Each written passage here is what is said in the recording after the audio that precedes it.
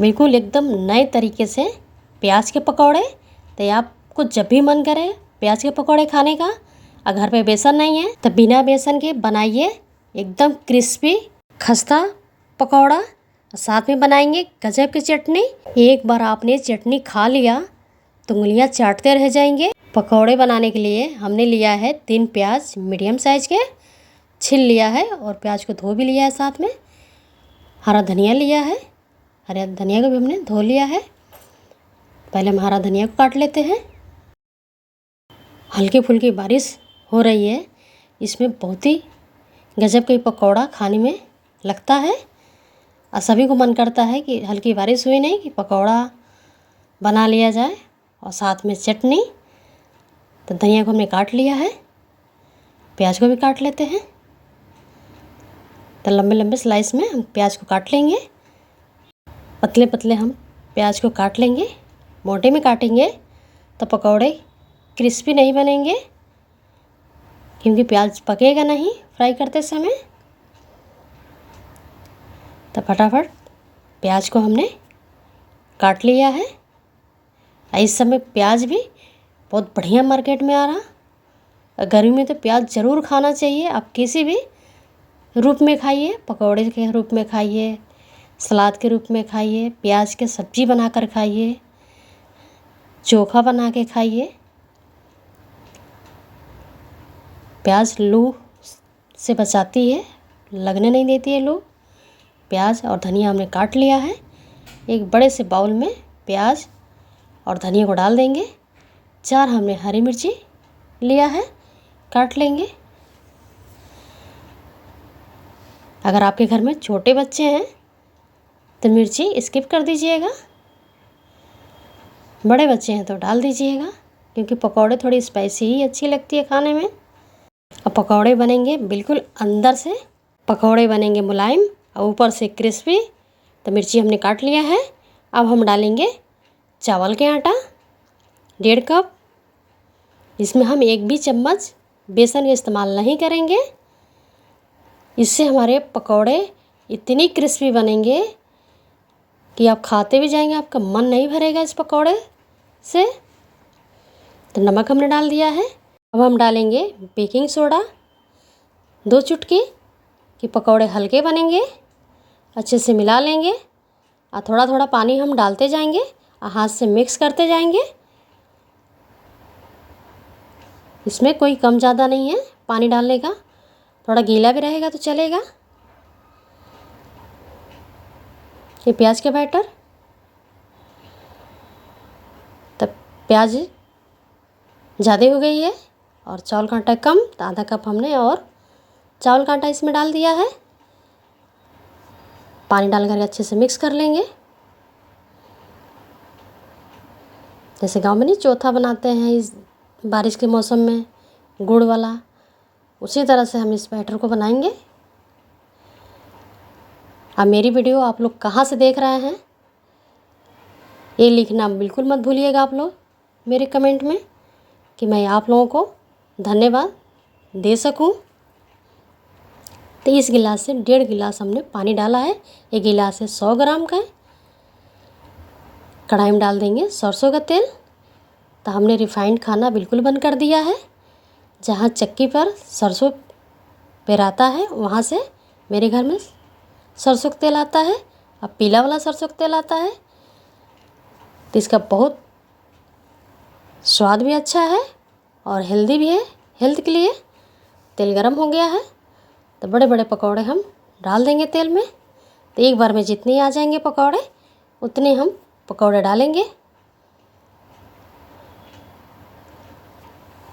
तो बेसन घर पे नहीं है कोई बात नहीं, आप बिना बेसन के बनाइएगा पकौड़े।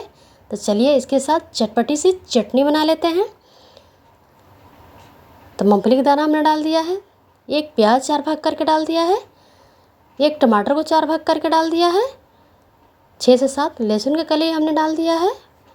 अब हम डालेंगे इसमें स्वाद अनुसार नमक,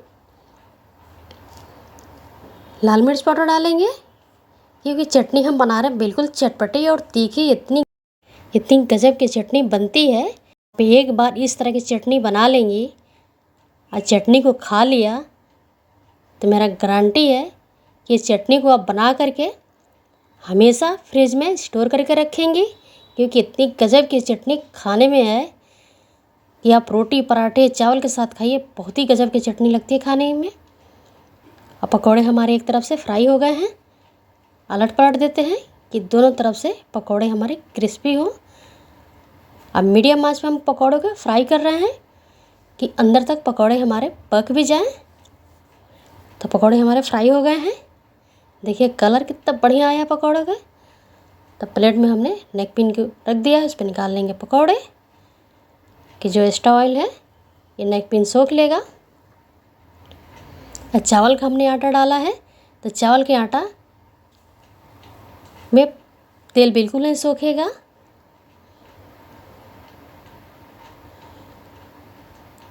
क्योंकि पकौड़े बिल्कुल क्रिस्पी बनेंगे, तो तेल ये पकौड़े बिल्कुल नहीं पिएगा। तो इस बार भी जितना आ जाएगा कढ़ाई में उतना ही हम पकौड़े डालेंगे फ्राई करने के लिए। चटनी का कलर देखिए हमने पीस लिया है। चलिए पकौड़े को हम पलट देते हैं,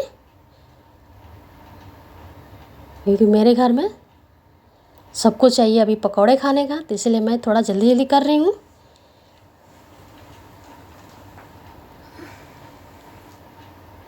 ये सबकी फरमाइश है प्याज के।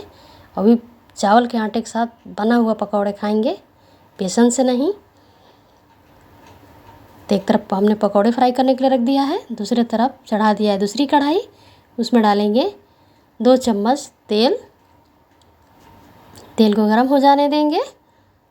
उसमें डालेंगे आधा चम्मच राई, सरसों का दाना, कड़ी पत्ता, दोनों को चटक जाने देंगे। अब हम डाल देंगे पीसी हुई चटनी, अच्छे से मिला लेंगे इसको। 2 से 3 मिनट के लिए चटनी को बस पकाएंगे कि इसमें कड़ी पत्ते का स्वाद, मस्टर्ड सीड हमने डाला है उसका स्वाद इस चटनी में आ जाए। इस चटनी को आप स्टोर करके रख लीजिए, हफ्तों दिन तक ये चटनी चलेगी, ख़राब नहीं होगी। तो बस एक उबाल आ गया है चटनी में, गैस को कर देंगे बंद। आपको चटनी लगेगी गाढ़ी तो आधा कप पानी डाल दीजिएगा, थोड़ा पतला कर लीजिएगा, फिर पका लीजिएगा। तो भी पकौड़े फ्राई हो गए हैं, निकाल लेते हैं फटाफट। तो हमारी चटनी भी बन गई है, कटोरी में निकाल लेते हैं। पकौड़े भी फ्राई हो गया है, लीजिए हमने प्लेट में लगा भी लिया है। एक प्लेट में हमने डाल के आपको खा के बताती हूँ कि कितनी गजब के चटनी और पकौड़े हमारे बने हैं। एकदम क्रिस्पी पकौड़े ऊपर से और अंदर से एकदम प्याज जूसी, कि जब आपने एक बार स्टार्ट कर दिया खाना इसको फिर रोक नहीं पाएंगे खुद को, खाते ही जाएंगे। बहुत गजब के बना है चटनी और पकौड़े दोनों। तो आप भी बनाइए और खाइए, सबको खिलाइए। अब मेरे वीडियो पसंद आए तो मेरे कमेंट बॉक्स में आप ज़रूर बताइए। अब मेरे चैनल को आपने सब्सक्राइब नहीं किया तो सब्सक्राइब कर लीजिए, बेल आइकन भी दबा दीजिएगा कि मैं नया वीडियो डालूं तो आपको नोटिफिकेशन तुरंत मिल जाए। मेरी वीडियो पसंद आए तो मेरे वीडियो को लाइक करना बिल्कुल मत भूलिए।